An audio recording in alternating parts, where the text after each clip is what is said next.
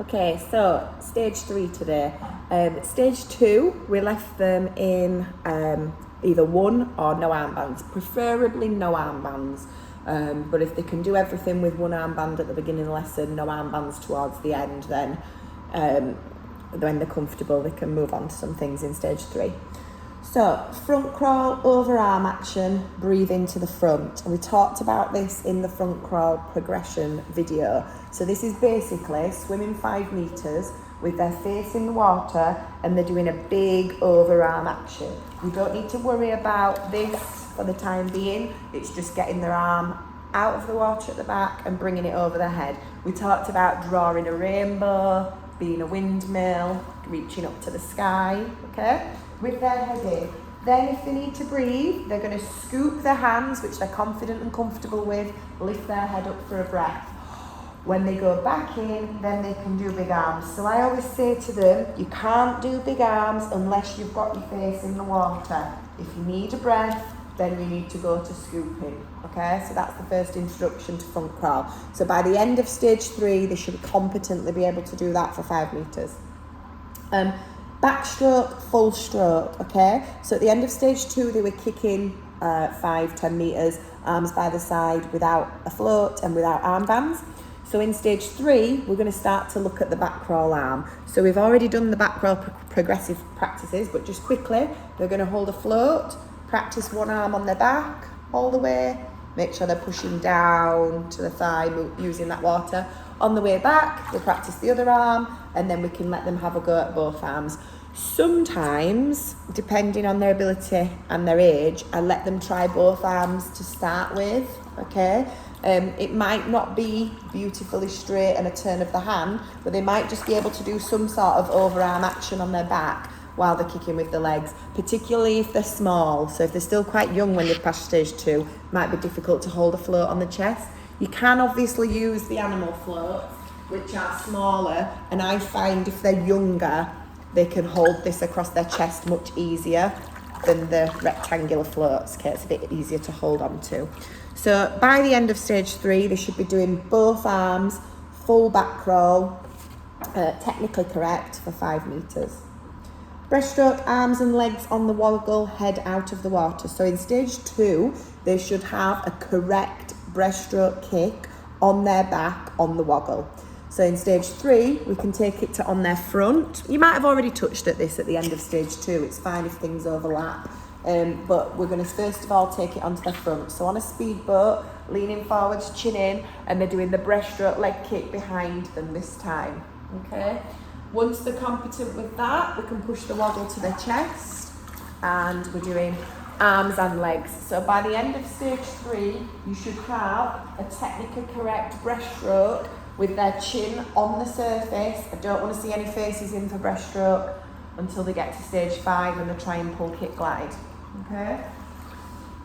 Obviously, if they're really good at that and you want to let them have a try without the woggle, that's great. I tend to stand a few metres away from them like this, let them attempt it without the woggle to me, give them this under their arms, and let them swim back to the wall safely on the woggle, okay? But by the end of stage 3, they must have neat arms and froggy legs with their head up on the woggle. The next one, push and glide, streamlined on the front and back. The difference here is from stage 2, in stage 3, they need their face in the water. So it has to be arms up, face in, and a long push and glide. And on their back, they have to have their arms above their head. We've talked about push and glides already in stage 2, but just be mindful, they need their shoulders under the water and their head back before they go. Arms go up as they push. And if they're not looking at the ceiling, they're not pushing their chin up, and they're not pushing their stomach up, they're going to be like a banana and not a pancake at the surface, okay? Next one, star floats. So we've been doing, in stage 2, star on the front with the face in for 5 seconds, star on the back for 10 seconds. Now we're putting these together. So they have to do a star on their front with their face in, and then rotate onto their back, okay? Around February time, I like to talk about flipping pancakes for this one. So you're a pancake, flip you over and flip back, okay? Obviously, you can do that any time of year, but it's quite nice to do it around pancake time. 5 meters on front, horizontal roll, 5 meters on back. So this is a skill that we've already done in stage 2 with their armbands on.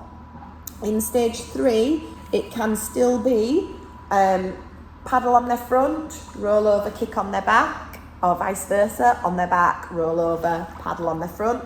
But we can also do it from the big arms. So towards the end of stage 3, if they're competent with their big arms, we can do front crawl with their face in, which then rotates into back crawl on their back, okay? Or vice versa, start on their back, can they take a big breath and roll onto their front and continue. That will lead you on nicely to front crawl, breathe into the side in the next stage, okay? So if they can do that by the end of stage 3, brilliant. Breaststroke legs on back without aid. This is a great one for strengthening those breaststroke legs, ready for removing the woggle. I always find that children that can do breaststroke legs on their back without sinking or dropping the head under the water this way or under the water that way, will then turn over and actually do a better breaststroke on their front without the woggle. So what I usually do is tell them to pop their hands on the hips, or they can just have them relaxed by the side, floating in the water. A nice flat position on their back, and just very steadily and very gently they're going to do their breaststroke legs. Now you'll find, I'm just going to move back so you can see my foot, if they haven't got a good breaststroke kick, so if they've got feet like this or they're splashing because their toes are pointed, it's going to rock them on their back. So without the woggle, this forces them to really think about doing the right shapes, keeping their feet just under the surface so they're not splashing and rocking their body, and it gives them that strength to push them along without the woggle, okay, without the aid. So that's quite an important one. If they can grasp that one, you'll find it easier when they turn onto their front without the woggle. Pencil float on front or back for 10 seconds. So that's, we talked about it when we did the floating video. So they're moving from this position, nice big start, into legs together, arms together. It can be on their front with their face in, or it can be on their back, obviously with the head up. Just make sure they're pushing the chin to the top and their tummy and hips to the top, so they're not bananaing. And this one, number 12, last one's very important. Jump in, turn and swim back to the pool side. So as a rule, a lot of the time we get the kids to jump in and swim towards the steps or swim towards the side where they usually get out to exit. But in stage 3, I want us to start to think about jumping into the pool, turning round, swimming back to where they came from and climbing out. We've already talked about safe exits climbing out. It needs to be elbows on the pool side, stomach on the side, and then their knee, okay? And usually they're out. But that's just from a safety point of view. If they ever fell in somewhere, it's good to get them in the mindset of you jump in, you turn around, you swim straight back to where you came from. Obviously, it's the shortest distance, the quickest route to get yourself to safety. So that's an important one that we make sure they try. And talk about it, okay? They need to know why they're doing it, why are they practicing this skill, so that if you fall in anywhere, you know you can competently turn around, swim yourself back to the wall and climb out.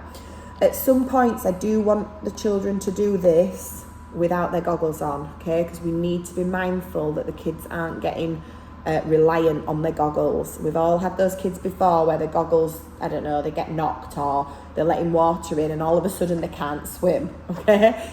Goggles don't mean anything to do with swimming, okay? You can still swim without your goggles on. It's just the feeling they're not used to. So we as swimming teachers need to make sure that children have experienced putting their face in and jumping in without goggles on, and that they're competent to do it. They might not like it. It's not a long distance. They're just jumping in, turning around, swimming to the edge, but they must be able to do it without panic and without just stopping swimming. Your awards with stage 3 are, I can swim 5 meters. So by this point, obviously in stage 2, we want them off the armbands, but by the point of stage 3, they're completely competent, okay, without their armbands. They can swim 5 meters easily. So you can tick that off on the online system when they get to stage 3 if they've shown you it. And the second one is I can star float without aid, okay? So they're doing their star float with their face in the water. They've not got their armbands on. They're totally competent. They don't need you nearby. They don't need you supporting them. They can star on their front, star on their back. bringing themselves away from the side, bringing themselves off the step, swimming themselves back. Okay, we're not involved. They're totally competent with that one. Then you can tick that off.